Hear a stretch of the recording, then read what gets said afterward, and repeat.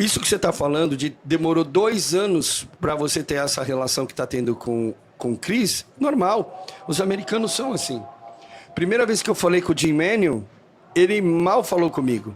Depois de 4 anos indo lá, daí, oi, como vai? Tudo bem? Sabe? Tipo, demora para eles aceitarem a sua presença, saberem quem é você, né? Não é uma coisa como a nossa cultura latina, que é mais quente e a coisa acontece e flui mais rápido.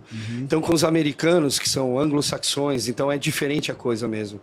A desconfiança é muito grande. E outra, ele sabe que você está tendo algum interesse, lógico que ele sabe, mas para ele também querer se relacionar com você, ele também precisa ter interesse sobre o que você faz.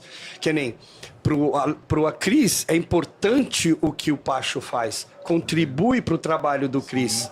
Então, com o tempo, ele viu que ele é bom, viu que pode confiar nele, agora ele depositou a confiança. Ó, finaliza aí do jeito que você vê que precisa.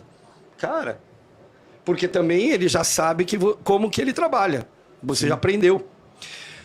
No passado, por que eu gosto tanto do Chris? E eu aprendi também parte do que eu faço com ele. Quando eu li o primeiro livro dele. E aí fiquei com aquela ideia na cabeça. Quando o Bela trouxe ele aqui no Brasil, na probiótica, o Bela me deu um VIP para ir lá no meeting lá, e ele foi o primeiro a se apresentar. E aí ele foi lá e explicou tudo, a história dele e como ele trabalhava. E eu já sabia disso e fazia isso. Aí quando ele foi lá no backstage, eu fui lá e eu falei com ele no backstage. E disse para ele, olha, eu aprendi a fazer isso, a lidar com a finalização do jeito que você faz no seu livro. E agora você falou que faz assim, você tá só afirmando o que você tinha escrito. Eu gostei muito, eu gosto do trabalho. Ele falou, tá bom, tipo, não abriu a boca, só falou, ok, né? Mas eu gosto exatamente disso, porque, na minha opinião, cada finalização ela é única. Porque nós não sabemos, nós temos uma ideia do que está acontecendo na fisiologia do corpo. É a nossa ideia pelo nosso conhecimento. Mas o quanto está acontecendo, não tem como saber. Então, a gente não sabe o quanto tem de cortisol naquele momento, o quanto tem de aldosterona naquele momento, de vasopressina. Tudo que a gente sabe que precisa manipular, a gente tem noção do que é. Mas o quanto não sabemos. E não dá para, naquele momento, tirar sangue do atleta e medir. Impossível também. Então, a manipulação se dá naquele momento variavelmente, né? Tem horas que você vai poder comer mais, tem hora que vai comer menos, tem o que pode comer, tem o que não pode comer, porque é individual da pessoa, né? Como você falou, ele não se dá bem com a batata, não se dá bem com o queijo. Cara, e é isso que me fascina, Pacho, no bodybuilding. Não tem uma regra, não tem uma receita pronta, né? É sempre um desafio. Você vê dessa forma também? Sim, total. E eu aprendi muito isso com o Aceto. Essa semana, na terça-feira, ele jogou o carbo do Goodwheat lá pra cima. Porque terça, assim, teoricamente, tá cedo pra carbar e tá tarde pra fazer algum refeed, né? Certo. E daí ele vinha baixinho. Na terça ele jogou lá pra cima, todas as refeições. Aí o Goodwheat ficou com medo, né? Falou, o que vai acontecer? Pacha, olha isso que eu faço. Confia no Cris. Confia no Cris. Ele bateu o olho em você. Cara, ele olhou, ele sabe o que o cara tem que fazer. É mágico, cara.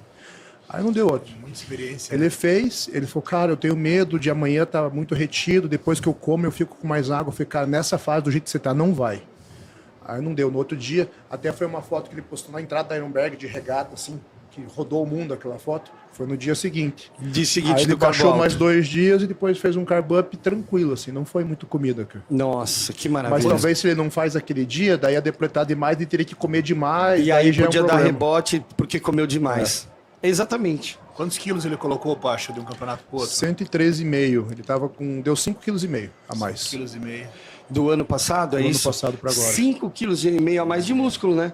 É. Porque a condição dele estava condição melhor tava do que a boa. do ano passado. Mais definido. E isso nós percebemos. Você falou que você puxou mais para a noite. Quando o Pérez entrou primeiro, a gente olhou e falou, o Pérez puxou a condição, tá melhor. Foi bom. Até o femoral dele apareceu na final, que no prévia não estava aparecendo. Então aí nós falamos, agora vamos ver como tá o Goodwheat. Quando ele entrou e puxou mais também. Os dois melhoraram, né? Para garantir o teu raciocínio que você contou agora, foi o que a gente imaginou. Para garantir que se o oponente melhore e a gente não mude nada, e isso pode favorecer o oponente, vocês também melhoraram. Então aí ficou claro de que ele estava melhor. Eu gosto muito desse jogo ali de backstage, sabe? A gente olhando ali o que ele Pérez pode vai ter que fazer. Ele vai ter que trazer condição. Então não adianta a gente comer e tentar entrar mais cheio. Não precisa. É só a gente trazer um pouco mais de condição que tá ganho, né? E deu certo. Para garantir. E a estratégia foi só essa, Pacho? Então, o hambúrguer sem queijo e o... Foi um hambúrguer pequeno, sem queijo e cookies, sem lactose. Cookies. Um pouquinho de água, Gatorade. 300 ml de água ou Coca Diet, ele falou. 300 Aí água, eu Coca falei, Gold Vitor, eu prefiro que você vá na água, né? Você sabe que eu não curto muito os Por causa que a refri e Coca tal. tem sódio, tem adoçante. O adoçante, principalmente, né? E é ácida eu demais. queria ver ele com um vácuo um pouco melhor. Tá. Aí foi na água e deu boa. E teve um diurético também? 25 de aldactone. É bem baixinho, bem pouquinho. Bem baixinho. Bem pouquinho. Geralmente ele usa hidro. E ele conseguiu dormir, Ele jogou- Pacho? Dormiu, daí ficou ali no backstage. Boa. Aí a gente será que vai para um hotel aqui perto? Falei, cara, Trans de São Paulo, sair da feira. O essa novo muvuca, hotel, né? Que é aqui perto. Eu acho que é melhor ficar aqui deitado, mesmo que não fique tão confortável. Mas Mas não, o não estresse corre o de ir e risco. voltar, pegar às vezes um táxi que atrasa, sei lá, pega uma batida, é muito perigoso, né? Não vale a pena.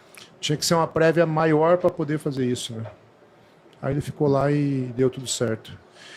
Cara, que bom que deu tudo certo, porque isso coroa o trabalho de vocês e também aumenta a expectativa nossa agora de termos mais um atleta do Brasil no Mister Olímpia.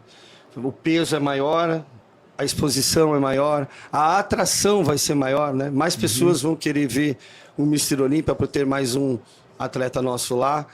E o show só agradece também. E agora o Pittsburgh pega fogo, né? Sim, Pittsburgh vai ser O absurdo. Pittsburgh pega fogo agora, porque ele e o Pérez vão. O Pérez já sabe que tem que fazer também para ir melhor, porque ele também teve uma boa evolução, né? Sim.